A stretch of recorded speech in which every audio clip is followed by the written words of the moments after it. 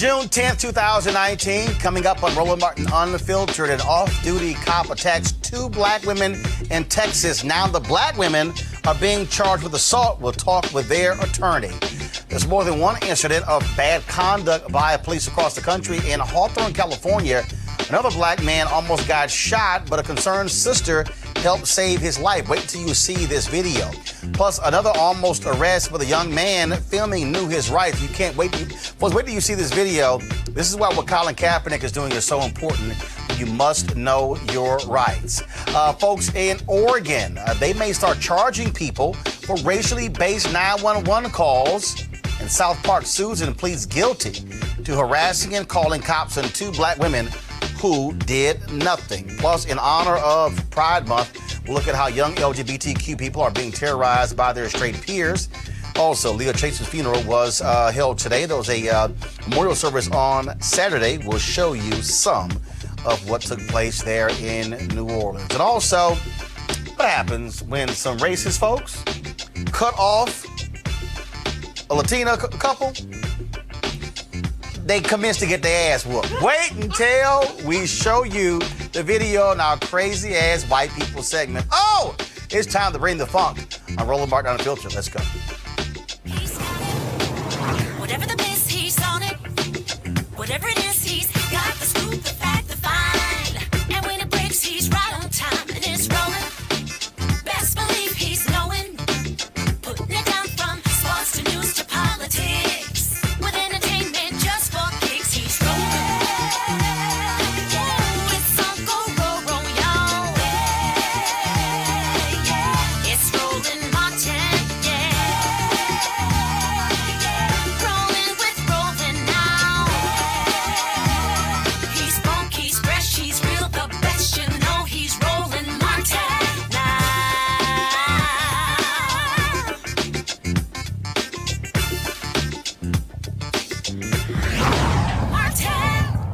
Folks, thank God for cell phones. When we talk about what's happening with police brutality all across the country, it is vital that, frankly, we as citizens record what these cops are doing. This video went viral over the weekend. Took place in Hawthorne, California, where there was an armed robbery.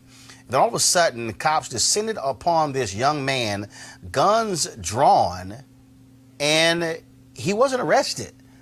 But luckily, this sister, who she, of course, had to deal with the issue of gun violence, cops killing her boyfriend. She was there shooting this video. It went viral over the weekend. Check this out.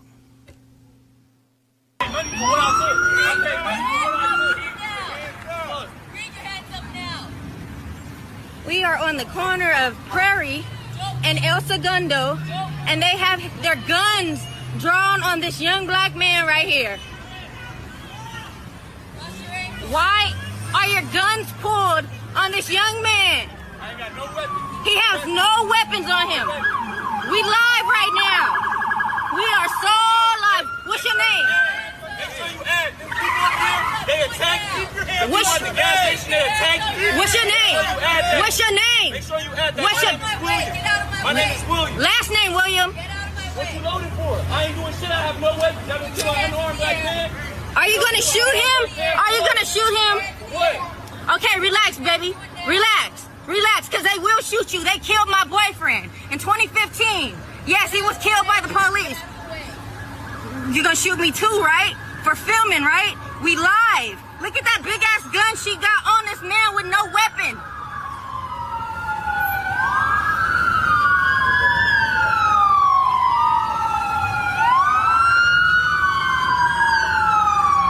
Is all that really necessary, ma'am? I'm sorry. I just need to know. Is all the guns drawn on him necessary? Excuse me, Mr. Officer. My name is Sky Hosey. My boyfriend name was Leroy Browning, and he was killed December 15th at a Taco Bell. This is crazy to me. Look, my car is right there. I was getting gas. I don't understand why y'all got guns drawn on him right now.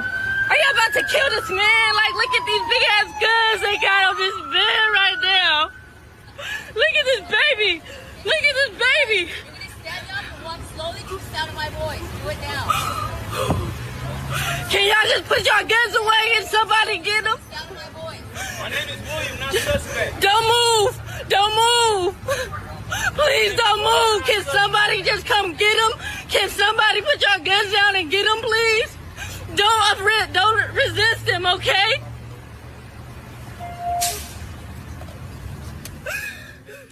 All right, folks. The police department released a statement on June 7th stating that the man was detained, was taken in. Now, he wasn't arrested. Now, it's still unclear exactly what took place. But again, this is an indication of what we're seeing all across this country. Joining us right now, Dr. Avis Jones-DeWeaver, political analyst. Also joining us, Pastor Shannon Wright, third vice chair, Maryland Republican Party. Teresa Lundy, founder, TML Communications.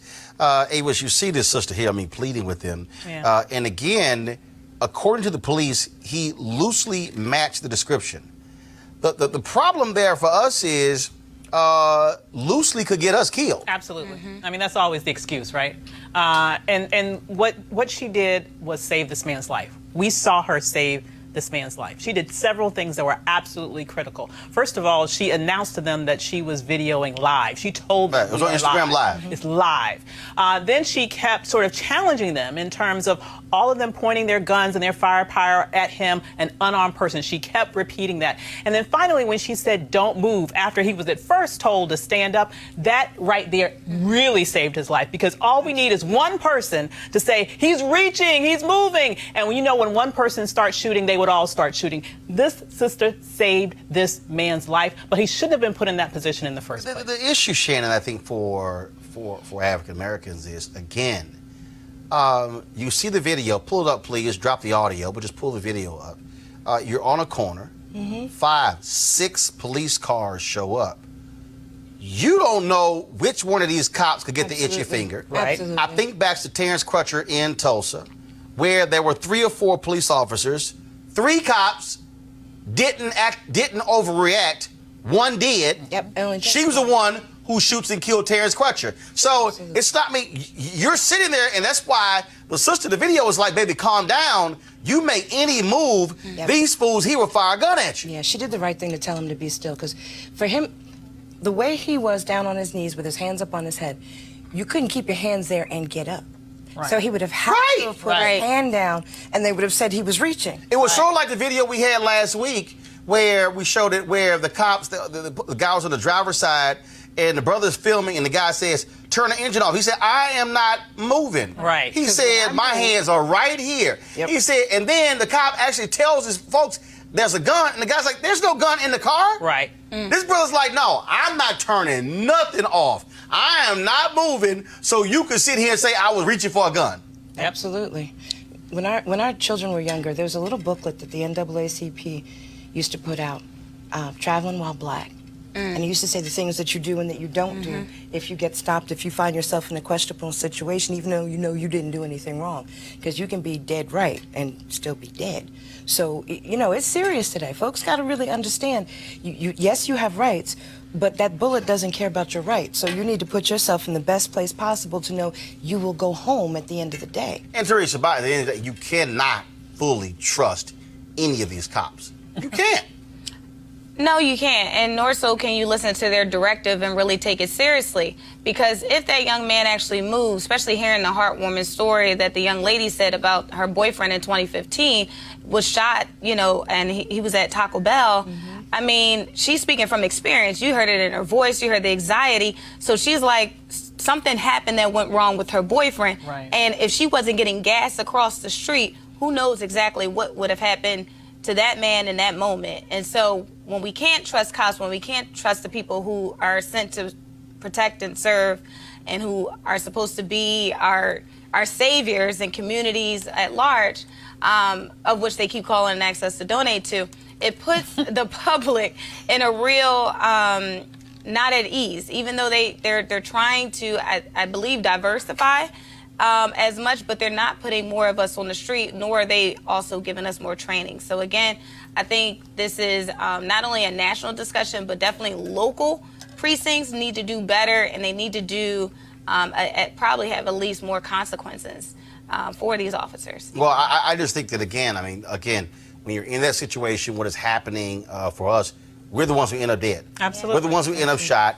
We're the all of a sudden becomes, I feared for my life, and then people go, well, you're a cop, so we'll go ahead and give it to you. Yeah. And again, the brother's dead. Unless you're a black cop that shoots a white woman.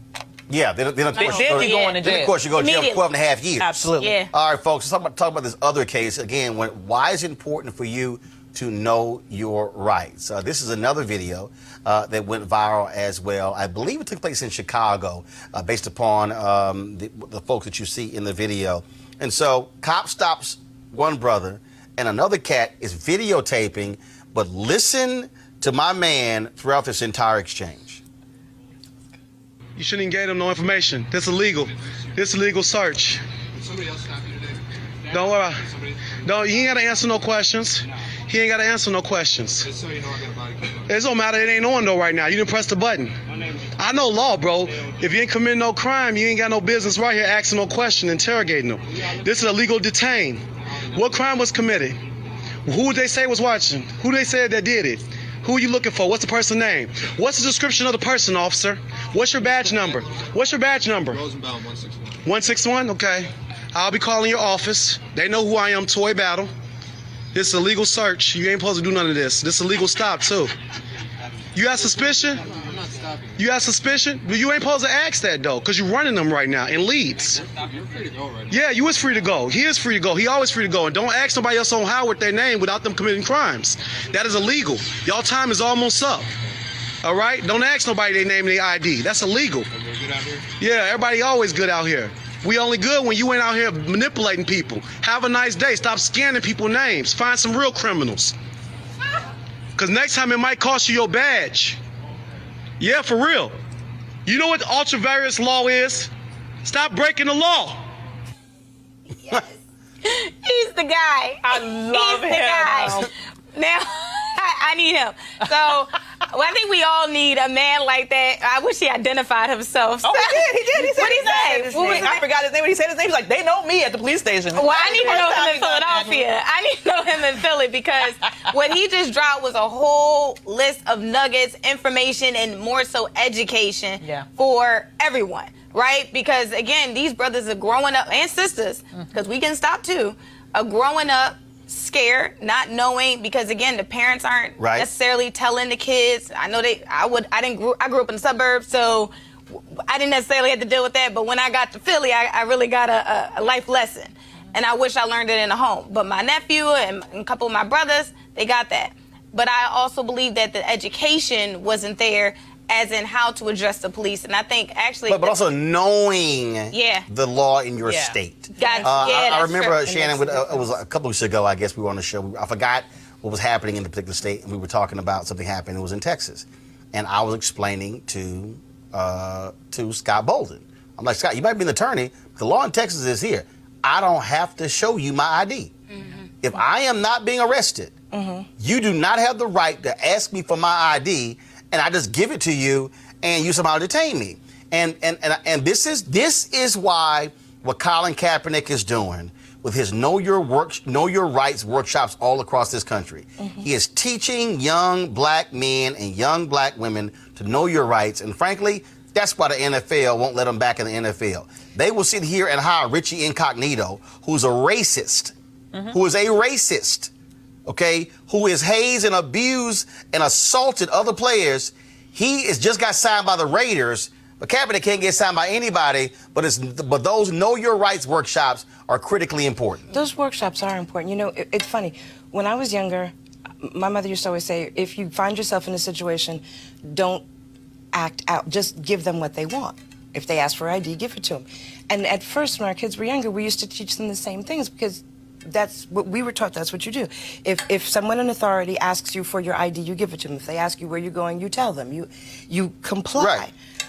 But today you can comply and still get shot or arrested. First of all, we talk about the Central Park Five. That's what I was thinking. The Corey, the young brother, was not on the list. He was sleeping. Yeah. Why don't you go ahead and come support your friend?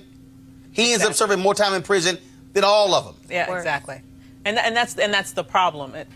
People don't realize that the police can and do legally lie all the time. All the time. All the time. We'll make up stuff. Absolutely. Absolutely. So when you blindly comply, what you're doing is oftentimes you are allowing them to get you caught in a trap in the same way that we saw with the Central Park Five, in the same way that it happens each and every day. So it really just warmed my heart. I was just screaming for this brother when I saw him breaking down the law. Where is his honorary law degree? That's all I want to know. Right. He needs one. And this is also why when you get stopped by the cops, what about being detained for? Right. So asking you questions, I'll talk with my lawyer. See, right there. That See, ends it right there. I ain't waiting for Miranda. Right. For real. I don't need Miranda to show up and drive by. Right. I'm going to hit you right then when Let I'm you talking to know. my lawyer. And I understand there's a hearing. Can you see my iPad? Can you see my iPad? All right, y'all. So this happened over the weekend. This is the Twitter feed of Will Jawando. Will Jawando, y'all, sits on the Montgomery County City Council. So check this out. Go to my iPad. This is what he posted on his Facebook page, and is also on his Twitter page. Normally Saturday mornings are my time for therapy and early morning basketball run with my friends, so I'm always in my workout clothes and ready to work up a sweat and reminisce about my glory days. Well, this morning things went quite differently. He said 2 blocks from the McDonald's in White Oak, where 4 young men were stopped, frisked, and received trespass orders after being called the N-word, I was pulled over for the umpteenth time in my life, this time by the Maryland State Police. Officer, I stopped you because you stopped on the stop line at the last light. What kind of crazy ass? The stop line. I was stopped right next to another car at the light side by side. First question, is this your car? Wow. Because, of course, a black Lexus couldn't be mine. Me, yes. Second question, do you have any outstanding warrants or points? Me, no. Officer, I need to see your license and registration. Me, may I reach into my pocket to retrieve my license and registration? Officer, yes, slowly. Me, while passing them to him, I say, I'm a Montgomery County Council member. Officer, what did you say? Me, I'm on the Montgomery County Council. Officer, oh, surprised. He goes back to his cruiser and runs my license because who knows if I'm telling the truth. He comes back and says he's going to give me a warning and have a nice day. As I tried to relax from the encounter, I realized this was a classic pretextual stop. When an officer stops a driver for a minor traffic violation to allow them to investigate a separate and unrelated suspected criminal offense. These stops are used disproportionately against African Americans and people of color and are ripe for racial profiling. Fortunately, I resorted to my training honed over years of similar stops. But I couldn't stop thinking about what happens to the young man or woman who's not a lawyer or a county council member, hasn't honed their training on how to survive a stop, has an outstanding traffic ticket or bench warrant they don't know about, and how this situation could have escalated. Aside from the fact the Fourth Amendment barring illegal search and seizure should mean something, these tactics erode public trust in law enforcement and must stop. Shannon, this is the thing that black folks keep trying to tell white folks all the time. This cop was in search of a reason to arrest this brother. Yep. Absolutely. You know, unless you've been through that situation, you don't know what that's like. And especially if you're not black. You know, a couple of years ago, we were driving in Baltimore, and we came to an intersection that was blocked off. One officer said stop, the other one said go. They weren't communicating. So I went to go. The officer drew a gun, and I said, okay, wait, hold up. What are we doing? Oh, my God. She said, but I told you to stop. But she told me to go. Y'all wearing the same uniform. Well, she's a trainee. How am I supposed to know that? Good Lord, what? I'm in the car behind the wheel minding my business. How am I supposed to know your business? Oh, wow. God. So it is, you really have to understand what your rights are and understand, regardless of what your rights are, when it is time to just be still and let God handle all that other stuff around you so you can get home at night. What's really sad, though, is that, you know, when you think of all, for example, the health disparities that we suffer as black people, I think a lot of it is rooted in this. Stress? Because the stress Yeah. that we have to deal with in terms of being faced with these sort of indignities and potentially life-threatening situations every day, that will play out on our bodies in numerous ways. Racism kills in more ways than just a bullet. It kills in terms of the stress that it provides to your body and your system that you're not able to really decompress anyway. Oh, again, and so, I mean, all these things happen, but this is why, again, knowing your rights, knowing exactly what it is that you can and cannot do and should not do when it comes to cops. And so it's just always crazy. And speaking of crazy, folks, here's a case out of Texas that absolutely makes no sense whatsoever. The Natchitoches, Texas Police Department has confirmed a use of force investigation is underway involving an officer who arrested a black woman during a dispute at an apartment complex. The officer, folks, was not in uniform and was wearing a T-shirt and shorts. Now, there were two women who were attacked, and they're being charged with assault. Here's a video recorded by a witness. Oh my God! What the fuck? Oh my gosh! Call somebody right now! Let go of her! Yes, I'm out at Verge. It's called Grow. He's over here trying to talk to my friend. We are leaving. All right, folks, joining me right now is the attorney for two of the women, attorney Kim Cole. Kim, welcome back to Roland Martin Unfiltered. Thank you, Roland. All right, so there's a dispute at an apartment complex. Were the two women, were they, first of all, how did everything just unfold? How did everything just unfold that led to this situation? Okay, let me explain, Roland. This was another pool party incident, believe it or not. That's why the young ladies are in bikinis. So the young ladies were returning from a pool party on the campus of Stephen F. Austin University, where they both are students. And they went back to some mutual friends' apartments to continue swimming. And when they arrived at the apartment complex, they were kind of waiting in the parking lot for some other girls to arrive. So there were a total of about 10 to 12 girls there in the parking lot. And this officer approached them, and he wasn't dressed as an officer. And he started asking them questions like why they were there, whether or not they lived there. A couple of the girls basically stated that they did live there. And the other girls, indicated that they were with the young ladies who lived there. And they asked him who he was and why he was questioning them. And so once they thought they were done, they started to walk off. And then he rolls up into a cop car. He rolls up in a cop car and jumps out and starts beating the girls. Wow. Whoa. So they don't know who the hell this dude is. He's just walking up to them. And so he starts, so does he go after them?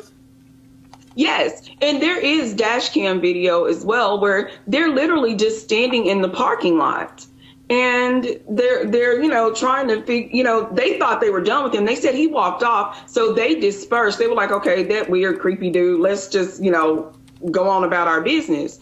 And so they started to walk away, and he got into a police car and rolled up on them. Now, some of the girls, matter of fact, the two young ladies who were assaulted were pretty far away, so they didn't see who got out of the police car. They didn't know, all they see is this creepy dude in a T-shirt and shorts who is assaulting, who starts to attack their friend. And as you can see, none of the ladies assaulted him. None of the ladies tried to fight him or anything. They're asking, who are you? This sort of, as you were describing, as I think about Rakia Boyd, the sister in Chicago, off-duty police officer, Dante Servin. Again, some argument or dispute outside. He jumps into this thing. It escalates. He pulls his gun out, shoots Rakia Boyd in the head. She dies, and he's charged. They go to court, and the judge said that the DA charged him with the wrong charge, dismissed the case, and he couldn't be charged again. I mean, it's like you have these cops intervening, and if you're the person in the public, you don't know who the hell this person is. You walk up here in shorts and a T-shirt. Who are you? And they say, well, I'm a cop. I need more than that. Right. He never displayed a badge to these young ladies. He introduced himself as apartment security because he he was a resident there at that apartment complex, and he was a security personnel for the apartment. How did they get charged, though? And they got charged for attacking him? Yes. That makes no sense. And the DA will not drop the charges. In fact, we just went down there. They had their biggest economic event of the year, which is the Blueberry Festival, on Saturday, a couple of days ago. And my church, Pastor Freddie Haynes, and I and a busload of folk went down there to turn their Blueberry Festival black. Thank you. And they advised the girls that us protesting would make matters worse for them. Wow. All right. What's next? I told them we'll be back. Oh, yeah, absolutely. Absolutely. Absolutely. What's next?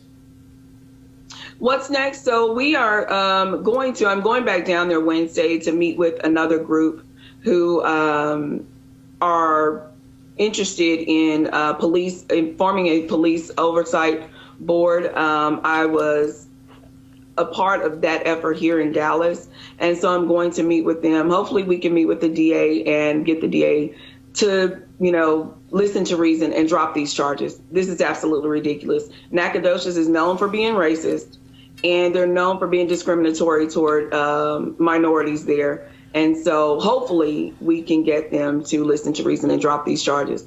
All right, then. Kim Cole, we shall appreciate it. Thank you so very much. Thank you, Roland. All right, then. And shout out to Reverend Dr. Freddie Haynes. He was tweeting about this. I told him we were going to do this story on Monday, so I appreciate my frat brother letting us know. I mean, this is the thing that, again, Teresa, if you're black, dude, I don't know who the hell you are. Right. So this notion that this is where whiteness comes in. Absolutely. Where white folks believe they can walk up to anybody and begin to ask questions. George Zimmerman. Right. Yeah. See, that's the thing I need people to understand. Just like it was in the Pennsylvania. Remember the brother? Do y'all belong here? I need to see your key fob. Yeah. Your ID. Yeah. It's like, I'm sorry, you ain't pool security. Right. And they call the cops. It's the same thing. So this notion that you just have the right to just ask us at any time, show ID, and then we just got to give it to you. Because is there in some, I'm not gonna say everybody, but in some white people's mindset, privilege is at the utmost of importance of who they are. Like, it's interesting because we just saw the last story with the Montgomery County councilman, where he didn't have his badge, he was in plain clothes, and until the officer actually checked his registration, his license, it proved of who he was. But I wonder how the conversation would have went if he already had his lapel pin, right? Or if he had something on his car. Right, but with us... But with us, absolutely. We got to be dressed up. We got to look the part, and it's so aggravating because you just don't know, and I've been through it. So, and you just don't know who people are, but in some people's mindset, especially for those white people that have power, who just feel like that, the authoritative portion of who they are is just, I'm going to address you. I'm going to take your rights. You basically have no rights. And I think that's, again, especially coming up in the millennial generation, that's what we're feeling like daily. And it's just like, when you say we don't have a voice, we really don't, as it relates to some people as a white America. No, it's crazy. I just think, and again, this is where this is where we have to be constantly on guard, Shannon. Yep. Constantly in a situation where, okay, and again, this is how it is. Okay, what I got, all my stuff is here. I'm all good or whatever. Okay, and let me check. That's why. Look, I just put one of those mounts. First of all, I record these videos with me and my niece in the car. I'm always uploading them. I'm uploading one right now, and I got it right there. So you got your own dash. So if I ever get I'm not like click. I'll be like over the wrong person that they. I'll be like, say hi. Yeah. Say hi. You on camera? You got a camera? I got a camera. Because I'm not trusting these cops.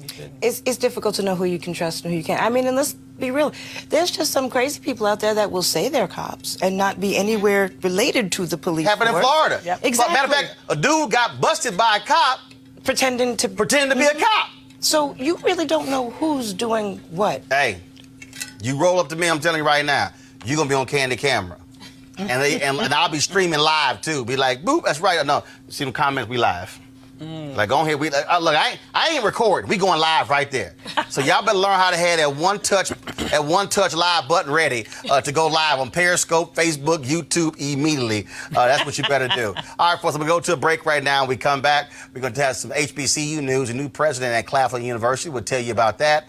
And we'll also talk about a couple other stories that have piqued my interest. And then also, I was today at the HBCU African home coming. So it's an initiative they're actually launching.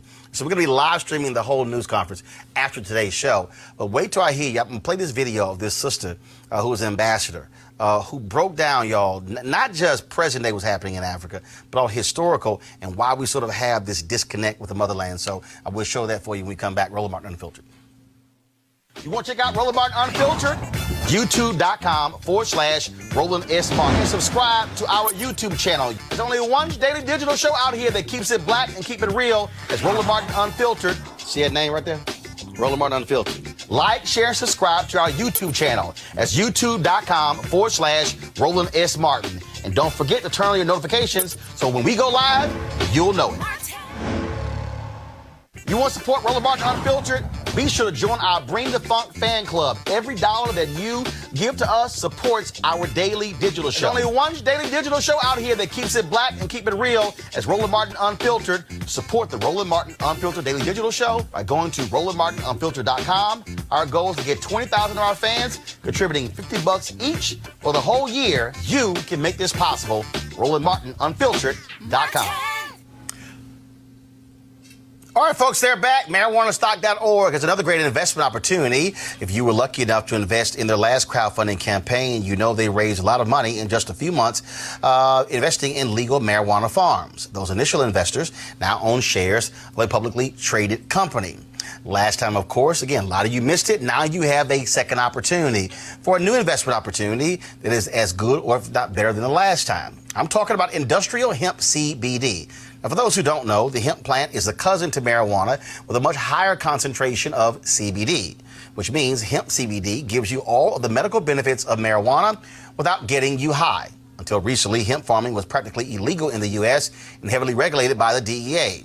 But the 2018 Farm Bill signed into law makes it illegal to grow hemp CBD in the U.S., creating one of the largest commodities worldwide. They need land and to grow all of the plants. This makes for an incredible investment opportunity, and that's where our good friends at 420 Real Estate come in. Their business model is simple. They buy land that supports hemp CBD grow operations and lease it to licensed, high-paying tenants. That's right, they are hemp CBD landlords, and you can get in on the action, folks. You can invest in this crowdfunding campaign for as little as $200 up to $10,000. Like I said, you don't want to miss out on this opportunity. You should go to marijuanastock.org. That's marijuanastock, MARIJUANA stock.org. That's the website right there. You can get in the game and get in the game now. All right, then, folks. Let's talk about Claflin University. They, of course, out of all the HBCUs in the country, they have the highest alumni giving than any other university. Well, Claflin now has its 9th president, Dr. Dwayne Warmack. He, of course, is taking over in the fall for Claflin president, Dr. Henry Tisdale, who announced his retirement. Okay, Warmack used to be leading the 150-year-old HBCU. Tinsdale served as president of his alma mater for nearly 2 decades, and his tenure is marked by visionary leadership and a number of remarkable accomplishments. And, of course, they're based in South Carolina. Warmack, he actually comes from Harris Stowe in St. Louis. So, Doc, congratulations. I knew Dr. Warmack, of course, when he was at Bethune-Cookman. I had a chance to, of course, speak at Harris Stowe. So I'm quite sure I'll be speaking at Claflin come next year. He'll be giving me a call. So congratulations on becoming the new president at Claflin. Folks, in response to incidents where white folks keep calling the police on black folks for just living their lives, Oregon has a new bill that will crack down on racially motivated 911 calls. Now, victims of those 911 calls in Oregon can sue the caller for up to $250. That's it? That's not enough. $250? That's not enough. That's actually kind of insulting. $250? Should be at least $1,000. At minimum. Should be at least $1,000. I would say at least. At least $1,000. Now, folks, in Charlotte, North Carolina, you might remember South Park Susan? Let me refresh your memory. I'm still going to make $125,000. I'm still going to make $125,000 Monday morning. Who are you? Do you live here? No, I'm not going anywhere. I'm not going anywhere. Is your boyfriend here? Is your baby daddy here? Nobody cares. I'm if you white touch and me- I'm hot. Jeez. I don't know, but you're harassing us. This is North Carolina, Well, Susan pleaded guilty to falsely accusing 2 black women of trying to break into their homes. She was sentenced to 1 year of unsupervised probation in order to pay court costs for harassing sisters Alicia and Mary Garris, who live in the residential complex. You may have seen Susan in our Crazy Ass White People segment. Speaking of crazy ass white people. No charcoal grills are allowed. I'm white. I got you, huh? Illegally selling water without a permit On my property. Whoa! Hey! You don't live here. I'm uncomfortable. Oh, this is so delicious.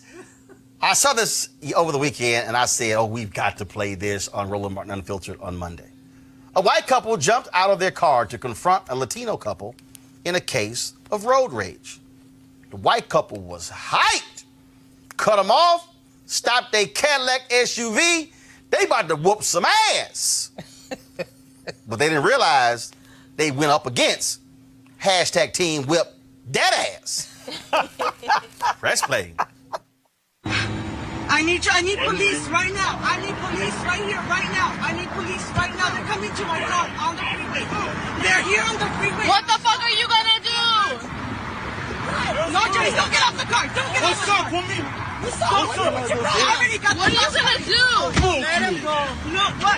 He's not working. Fucking Peter, let him go. Fucking shot. The cops are on the phone.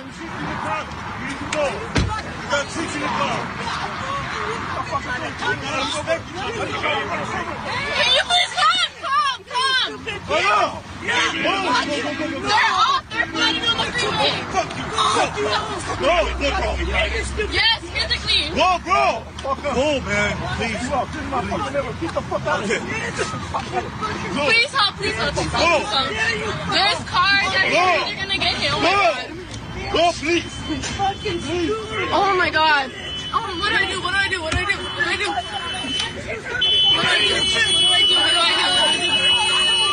Please help.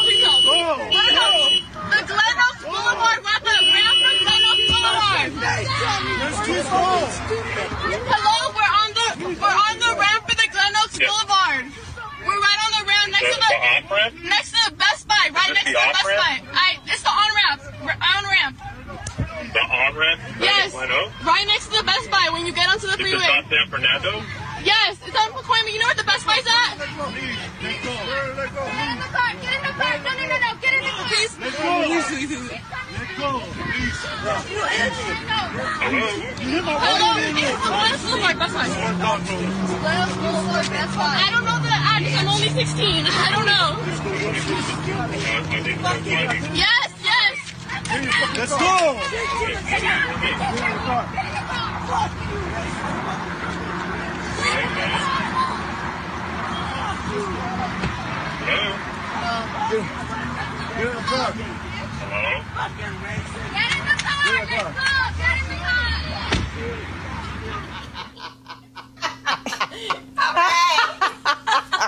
On the expressway at that. I don't think that ended up quite how they expected. I'm pretty sure that was. I mean, when you get in your car with your clothes on, and you get out your car with your clothes on, you expect to get back in your car with your clothes on. I'm just saying. They walked over like they were supposed to roll up the window and just keep it moving. Come on, y'all ain't gonna do nothing. That was, I mean, again, it was first, again, they got the car.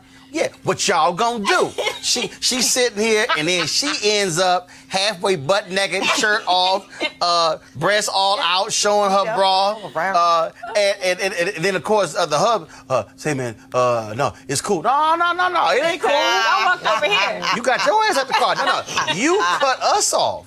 Then you cussed us out, yelling out the car. Then you got out your car and walked over to our car. Yeah, they were begging for that butt whooping. They really did. They begged for that one. Got kids in the back recording it. She on the phone to 911. Right, she on the car, and then finally was over. She's like, well, all right, we can go home. Never mind. Never mind. We don't need y'all. It's handled. They ain't got no weapons. They good. But that, got no clothes. They ain't got no clothes. But there's all these folks again. See, I keep warning. I keep warning white people.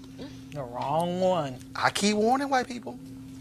Yo, today, don't you roll up on some folks. It ain't gonna end well. I don't know why these folks keep trying us. I'm telling y'all, it's not gonna end well. You keep acting a fool, and then when you get knocked the hell out, you're gonna be like Debo. You're just gonna, like in Friday, you're gonna get knocked out. You know, just jumping out the car and stuff along those lines. I mean, I'm telling you, I don't understand. But the woman, the Latina, was just waiting. Oh my God! She was like, her business. smash. She was just flinging that woman all over the place. Sitting on her. She thought about immigration and everything else. She was like, I'm so tired. No good. I'm tired of this. She thought about Santa Ana, the Alamo. So she was reaching all the way back in history. All them ancestors came all of them. all So over that. I'm just warning y'all. Don't act a fool. But wait, kudos to the kids, because they tried to stop it. Mom, you're embarrassing me. You know, they at least tried to stop it. All right, we got Mama's it. like, ain't trying to hear that. Exactly. At this point, look, go sit down. Mama's like, me handle Let me handle this. But let me do this here, y'all, before I go to my next story, okay, which is a serious story. This is the third straight video. Can y'all do me a favor? Can y'all please learn how to shoot horizontal? See, Henry, play the video again. Henry, play the video again. Just take the audio down. I just need to show y'all something, okay? This is y'all. I need y'all to say that's a vertical video. Y'all see all that stuff on the left and right? We gotta put on the screen to fill it up. I need y'all to learn how to shoot your fight videos different.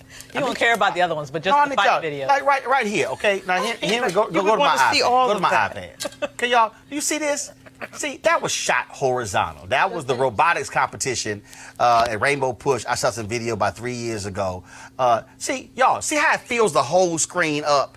Just do me a favor. Great content. If y'all are shooting crazy-ass white people, please, I need you to shoot this way. I need you to shoot horizontal. Because, see, I want to get the whole ass whipping. I want the whole ass whipping in the picture. I can't get the whole ass. I can only get, like, portions of it when y'all shoot this way. And so, again, and let me show you. I got two phones. See, you can even do it with two hands, okay? This is how you even do it. You got two. Boom. I'm shooting two. It's like all the action going. Then I can go high. I can go. That's right. That's all I'm saying. So if y'all shoot these videos, okay, you should interview. I need y'all to go, and even when you go live on Instagram, Facebook Live, turn your phone, go horizontal, okay? I know y'all think it's easier doing this way. No. But for television purposes, I need y'all to go ahead and shoot that thing horizontal so I can get the full picture of crazy ass white people getting their ass whooped on freeways. That's all I'm saying. I appreciate that. All right, folks. Next story is pretty tragic story. You might remember this out of Alabama. The mother of Nigel Shelby, a 15-year-old who died by suicide in April after persistent homophobic bullying, is calling for an investigation into her son's death. Now, she says that school administrators may have had some influence on Nigel's mental health. He has spoken to them about it and was told that being gay was a choice. Nigel was a student at Huntsville High School in Huntsville, Alabama.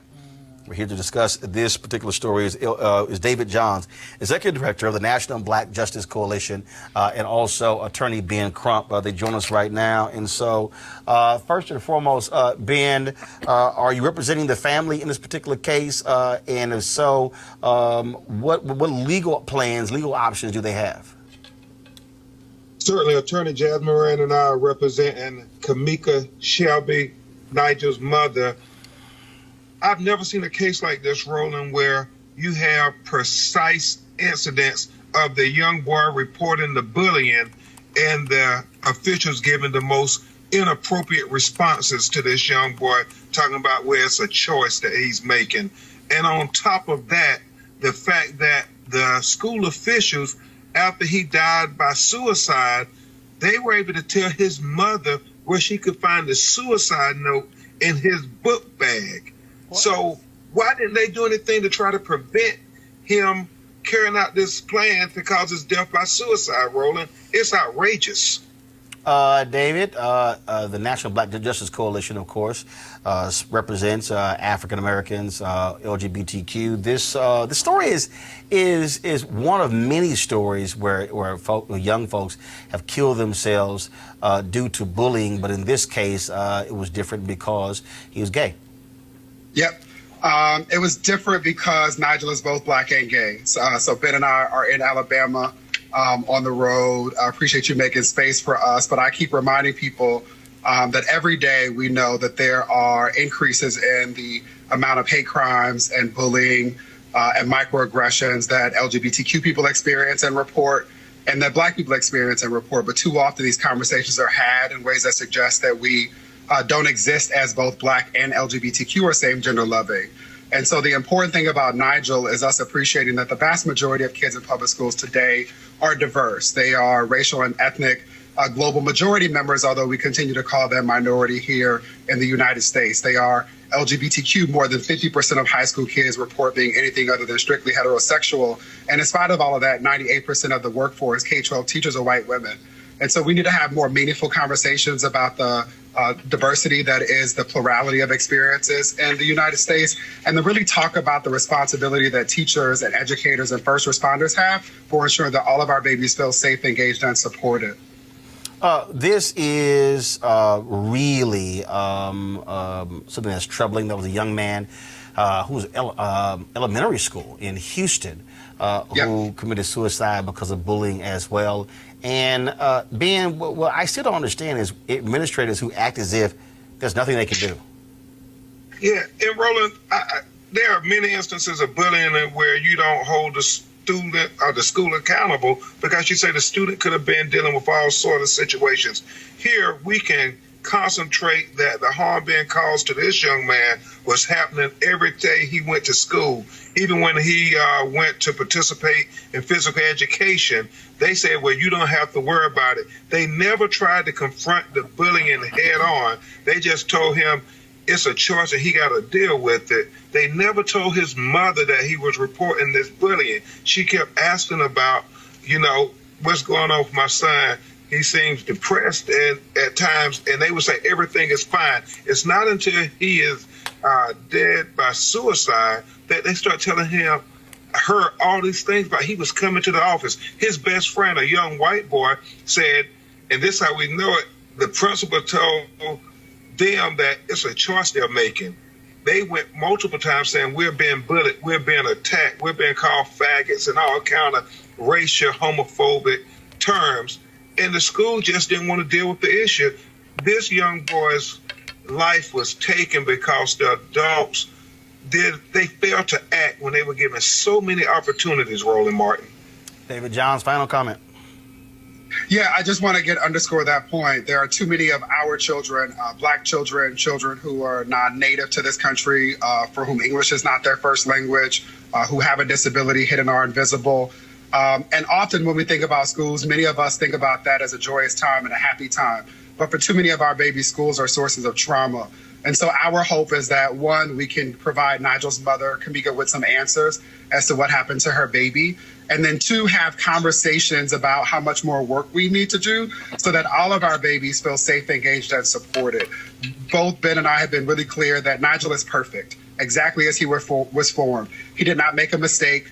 If anybody is at fault, is the adults around him who failed to act. And I know as an educator that we have the ability and opportunity to create classrooms and school environments where each one of our children feel validated and affirmed. And that did not happen for Nigel, which is so very tragic. But I will spend the rest of my life honoring his legacy by ensuring that this does not happen to another child who was born both Black and LGBTQIA or same gender loving, and who deserves to be loved and respected as such. All right, David Johns, Ben Crump, we appreciate it. Thank you so very much.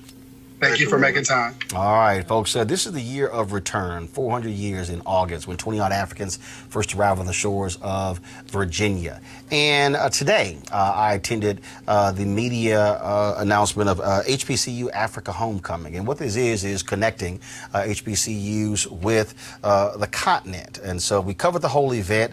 After we finish today's show, we're going to live stream that whole event so you can see all the different comments that folks had to make there.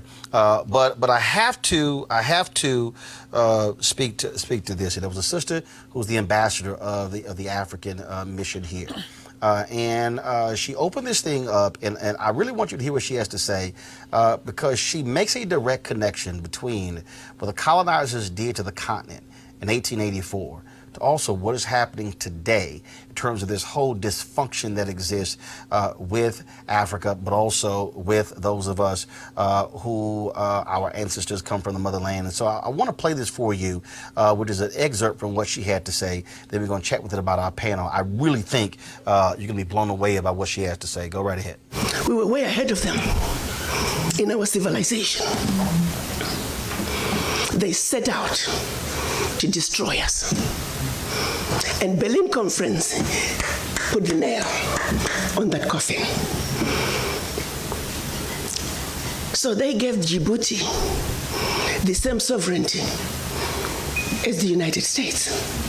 They gave Burundi the same sovereignty as China.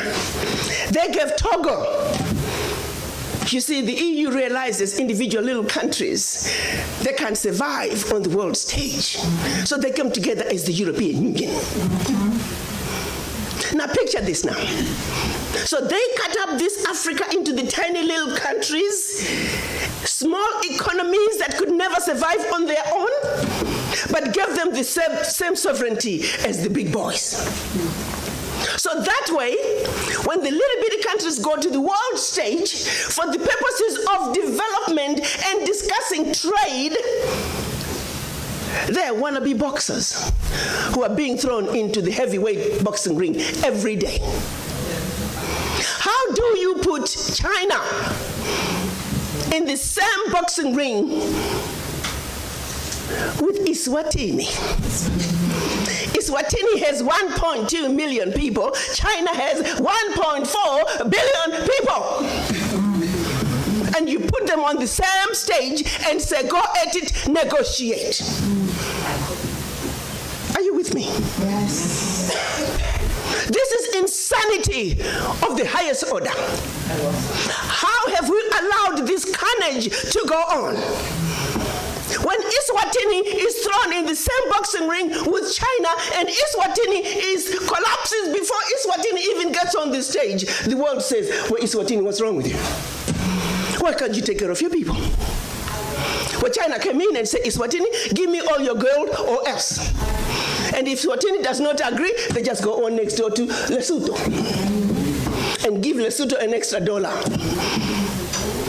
And if Lesotho doesn't take it, they just jump on to Togo, Central African Republic. It was all by design. 1884.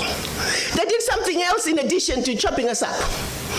They also set out to make the African believe that everything African was bad and undesirable, and everything Western, particularly French and British, was more desirable. We call that the legacy of colonization. Prior to that, they had started long working on the slaves. Make them think everything about them, forget anything about Africa. Where you come from is a horrible place, diseased and dying people, constantly at war with themselves, uncivilized. Cut out any communications with them. You need to just know what we tell you. And we call that the legacy of slavery. So that's where you look at where we are today. 135 years later, a system that was put in place to see to it that Africa and her children are forever defeated, that Africa is forever exploited, remains in place today, alive and well.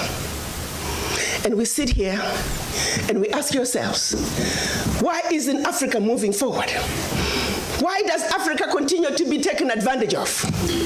Well, I'll tell you why, very simply. Until Africa comes together as a continent speaking with one voice, one continent, one people, nothing, and I repeat, nothing is gonna change. As individual little African countries, we are wannabe boxers. We will never make it fighting against the heavyweights.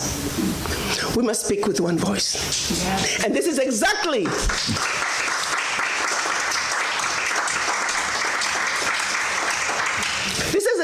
what our Pan-African leaders wanted to see happen in 1963 when they came together in Addis Ababa, Ethiopia. They clearly stated that Africa for the Africans at home and abroad, and that African Union was now. They said Africa must speak with one voice. It is the only way for Africa to take its rightful place on the world stage. Sadly, when they went to Addis Ababa in 1963, they were divided. We had two factions, the Casablanca group and the Monrovia group. The Casablanca group were saying Africa for the Africans at home and abroad, and African Union now. This was Ghana, Guinea, Mali, Egypt, Morocco, Algeria, and Tunisia. Only 7. The other 25 of the 32 who attended were the Monrovia group. They were the nationalists. They said, let's go slow. Let's kind of wait on this Pan-African thing. 55 years later, 56 this year, we're still going slow. As if it wasn't bad enough that we were divided up into the tiny little countries that we are today. The gift that Berlin Conference gave us. One other thing that France did between 1958 and 1961 in the name of giving us our independence as African countries. France forced the Francophone, and I hate that terminology. There is no such thing as Francophone, Anglophone. They made it up. But for the purposes of communication, I will use that. 14 of those countries, they said, in order for you to get your independence from us, you must sign this document. You thought they could have found a better name for the document. The document was called the Pact for the Continuation. I repeat, the Pact for the Continuation of Colonization. We are talking about giving you independence, but sign this pact for the continuation of colonization in a different format. And I'm going to highlight some of those issues that they said you must agree to if you are going to be independent. Hello. Maybe we need to redefine the meaning of independence for the French.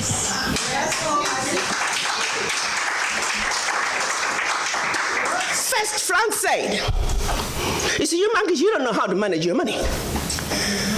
We're going to demand that you deposit 85% of your bank reserves with the French Minister of Finance.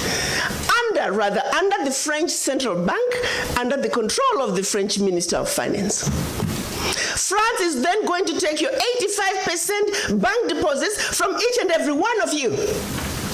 Deposit those funds in the French stock market under the French name.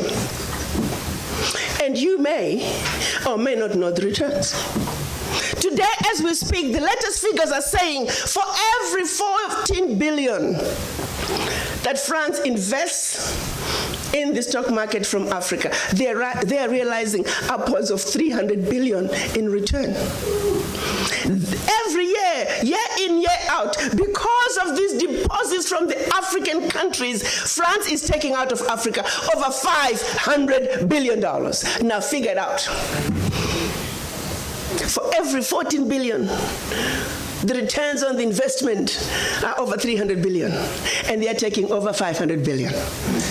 So in actuality, France is taking out of Africa trillions of dollars year in and year out from us poor people, Africans. Back to the pact. So should you want to access some of your money that you have deposited with France, you have to submit your country's financial returns. And if approved, you get to get it as a loan. You can only access up to 20% of your money year in, year out as a loan at commercial interest rates. Your own money. As if that was not enough. They said all your minerals discovered, yet to be discovered, all your oil discovered, yet to be discovered. France and French companies have the first right of refusal. If there's anything left over that the French companies do not want, your people might have. To this day. They said you will only use the currency that we created for you because you're special Africans. We call it the CFA. There was the Central African CFA and the Western African CFA, same animal. And that France is the only one that can print it for you. 1958. Fast forward. They're still printing it for us. And if you start misbehaving, they just stop printing your money. And your country's in trouble. They also said your language of instruction shall be French, whether you like it or not. That France will have military presence in your country, that your military can only be trained by France, that you can only buy military equipment from France, that you cannot have any military alliance with your neighbor, and that in the event of war, your allegiance is only to France. And furthermore, because they have military presence in your country, they can invade you without notice should they feel that the interests of France in your country are being violated. Teach, sister, teach. Speak on, sister. Fast forward, 2019, nothing has changed. The same people who have the audacity to tell us that we are poor countries, they are taking trillions out of Africa every year. And what is the African doing? Like an obedient, programmed black man, we just give in. We know the facts, but we just do nothing about it. Now, you have to say some of the fears are real, because in France that has sold you inferior equipment to theirs, France that has trained your military to be inferior to their military, they are now in your country. They can invade you. They have the permission to do so. They can destabilize you. And then one might say, why is it that African leaders haven't done anything about this deplorable situation? Well, let me tell you, my brother and sister, they have tried. Documented to this day, 22 coups where leaders were assassinated. France had something to do with it. The first 7, when they decided they were pulling out of the CFA and that they're going to print their own money, they were assassinated. Every time an African leader has tried to do what's best for their country, they were assassinated. Majority of them aided by France. It's a known fact. And then others, they were just mercenaries who felt that when there was a natural resource discovered in one country, they wanted to create a coup. So while the country is thrown into a civil war, they're siphoning the natural resource. We know of one particular story that had we not known about it, it would have been, oh, there we go again, the Africans. In about 25 years ago, a group of young, rich white kids were having fun in Cape Town.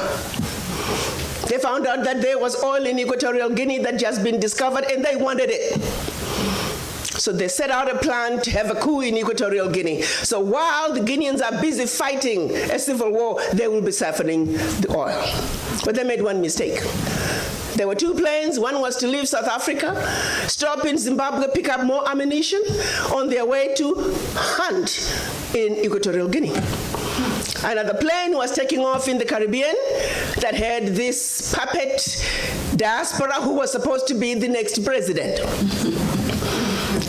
Mugabe wondered why such young people needed such powerful ammunition to go hunt in Equatorial Guinea. In doing his research further, he found out that this was a coup in the making. He allowed them to land in Zimbabwe. They loaded their plane, and just before takeoff, they were all arrested. The ringleader of that group was none other than the son of the former Prime Minister of the United Kingdom, Margaret Thatcher. She had to fly to Zimbabwe and paid handsomely to get her son out. The last one of those prisoners left Zimbabwe about 6-7 years ago. Had these young people succeeded, it would have been another coup. There you go, the Africans again. Such, my brothers and sisters, is the story of your Africa. They don't do coups anymore. They simply create instability. So when you hear of an instability in an African country, ask yourself, what is really going on? Because what they are telling you is really going on is just a shiny object. The real issue is over here. And you need to stop before you start being used as an instrument of your own self-destruction. She's did it. That is so powerful, and it's so true. I spent a lot of time on the continent, and it is beyond disturbing to see the after effects of the reality of the exploitation that continues to go on there. And I am so happy that she had the opportunity, that you got the opportunity to capture her, breaking that down. Because one thing I can say that I think is important that African Americans understand is that white supremacy is stunningly consistent. I don't care where it appears on this planet. If it appears in the form of colonization of the motherland, if it appears in the form of slavery, white Jim Crow, and oppression here in America, if it appears in the form of oppression of our brothers and sisters in South America, it is stunningly consistent. They utilize the same methods everywhere, killing our leaders, exploiting us economically. It is the same. And so when we try to segregate ourselves and say that as African Americans, our experiences are way different, let me just say, we do have a distinct culture, but we have a very similar history and a very similar contemporary reality when it comes to dealing with the after effects of supposed white supremacy. So Shannon, what this initiative is that, first of all, there were a number of African leaders that were educated at HBCUs, Kwame Nkrumah, many others, of course, who led Ghana, and the first prime minister was educated HBCUs. And so what they're trying to do is link many of those countries on the continent to HBCUs. Morgan State's president, Dr. David Wilson, talked about them establishing a footprint there as well. And there's going to be, they'll be taking a trip there August 1st through the 10th and trying to do more. And so it's called the HBCU Africa Homecoming. Today was their media launch. Go ahead. You know, seeing this and hearing this, it's heartbreaking, you know, to understand that this has been going on from back then to a little bit further, to now, you know, and it's not something that I would hazard a guess that many African Americans are aware of, not in the full detail. And a matter of fact, I made a point when I stood up there. I said probably if you asked 98% of black folks about the 1884 Berlin Conference, they would have no idea what you're talking about. 99.9. So, you know, we get so wrapped up in our struggles here, we forget that there are similar struggles that really are not as dissimilar as people would like to say, that are going on in all other parts of the world, specifically Africa and South America. And Teresa, what's important here is the ability to be able to connect, and that is to connect African Americans with the continent. When you talk about the natural alliance is there, but you got to have folks who hook it together. Reverend Leon Sullivan, of course, the late Leon Sullivan, he did this for many years out of Philadelphia. having the annual conferences there as well. And it's interesting because one year they were going to have one of the annual conferences there, and I had these folks who, matter of fact, I probably still have the emails around here somewhere. And I was one of the folks they were trying to invite, and I couldn't go, but they were sitting here blowing me up. No, you shouldn't go because, this particular leader here, what they have done, in terms of, how corrupt they are. And I'm sitting there going, we can say that about a whole lot of folks here as well. Heck yeah. And the reality is they need our help. We need their help as well. So why would we not work together?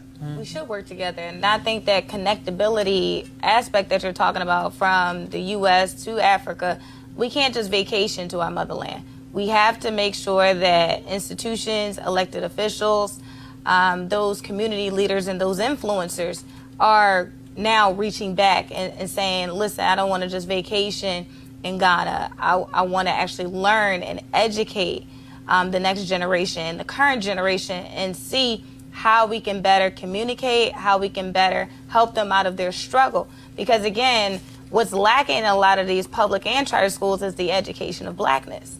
And so without that, without not knowing where white supremacy comes from, where civil disruption or disobedience is coming from, it's coming from a pattern long-standing before we even came to today and figured out, these are actual titles. No, this has existed since the 1800s.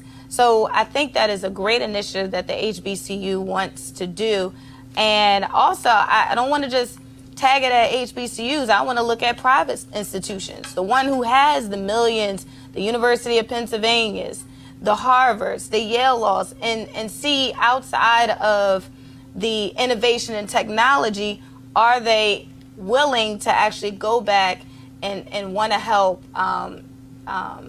people more and more. And again, actually, it's Reverend Leon Sullivan. My apologies. Lewis Sullivan, of course, was a brother who was Secretary of Health and Human Services under President George W. Bush, and who led Morehouse School of Medicine, Reverend Leon Sullivan. And it was like 7 years ago when they had the Sutherland Summit, and it was Equatorial Guinea. And these folks, Human Rights Watch, were saying, "Oh no, they shouldn't have this conference there." But when we talk about what's going on here, and again, we shot the whole media launch, and we're going to live stream it for you. Which also, again, folks, this just underscores why this platform matters. There were 2 other media people there, and they were African. Nobody else was there. And so I was invited, and I certainly appreciate that. I had a chance to address them as well.